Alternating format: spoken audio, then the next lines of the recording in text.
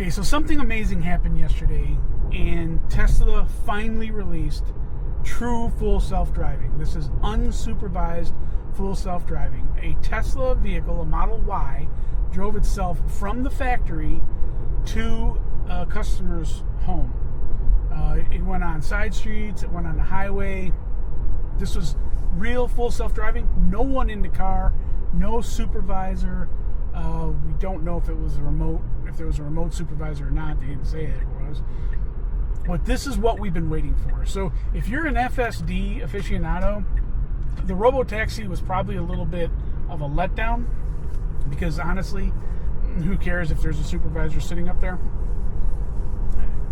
But with this, with no one in the car driving completely on its own from point A to point B on public streets, this is the pivot point. This is the big deal. This is the game changer.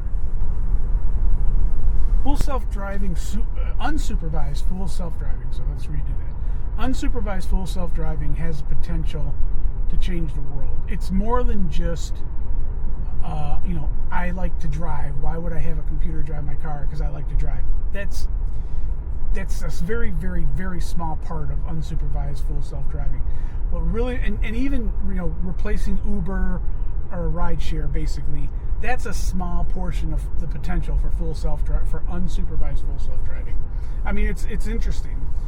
But what really the new markets that it's going to open up, the biggest one that I can think of is the suburbs. So the suburbs right now, although we have ride sharing, because there's such large distances between drives, and because it's almost everyone has a car out here, yada yada yada, a bunch of various different reasons. There's just not a whole lot of money to make by Uber or Lyft to do ride share in the suburbs. But with something like the Tesla Robotaxi, the Robotaxi or unsupervised full self-driving, what you could do is a company like Walmart, for instance, they could park 20 Teslas in their parking lot. And literally, they're like a communal pool of cars. So you want to go somewhere, you request one of the cars to come pick you up, and you do your thing, and then it drops you off. And you can see how any large company with a large parking lot to basically store the cars could be doing something like this. And even an added bonus, they could have superchargers on their lot so that regular customers can use them and their cars can use them. And I see that as opening up the whole ride share. Right now, I think, at least in the suburbs, the ride share market's relatively small. I see this as opening up ride share in the suburbs. I actually see the biggest market for robotaxi or autonomous vehicles of low cost. And that's important. Low cost autonomous vehicles. The biggest market for low cost autonomous vehicles is going to be in the suburbs. I think it's going to be a whole new market that doesn't even exist right now. Or if it does exist, it's very, very small. The other potential for robotaxi is, unsupervised full self-driving. The other potential for unsupervised full self-driving is, do you need two cars?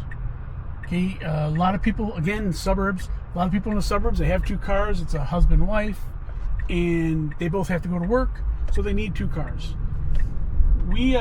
I'm doing supervised self-driving right now.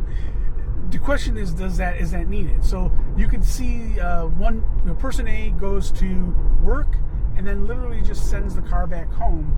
Now person B has that car at their disposal. If they want to go to work, they can take it to work. If they want to use it to run errands, they can take it to run errands. And then when person A is done working, they can just have the car come and pick them up. So it's going to open up the question of, do I really need two cars? If I'm living in the suburbs, do I need two cars? If my one car is in fact a fully unsupervised robotaxi.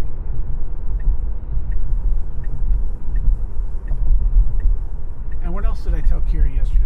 Those are the two big ones, right? I guess. Yeah, I think so. And for a lot of kids, especially the younger generation, not even having to worry about driving. They don't want to drive at all.